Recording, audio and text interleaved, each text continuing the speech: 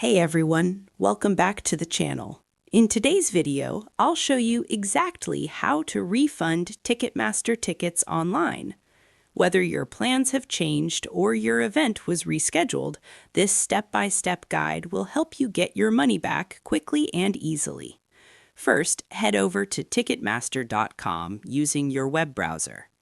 Next, click Sign in the top right corner to access your account.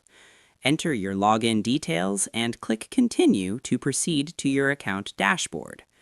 Once you're signed in, click on your profile icon in the top right corner and select My Tickets from the menu. Scroll through your events and select the ticket you'd like to request a refund for. On the Ticket Details page, scroll down and click the Request a Refund button. Finally, click Submit and follow the on-screen instructions to complete your refund request. Not all tickets are refundable, so make sure your event qualifies under Ticketmaster's refund policy, especially if the event was rescheduled or canceled. And that's how you request a refund for your Ticketmaster tickets online. If you found this video helpful, don't forget to like the video and subscribe to the channel for more simple and practical step-by-step tutorials.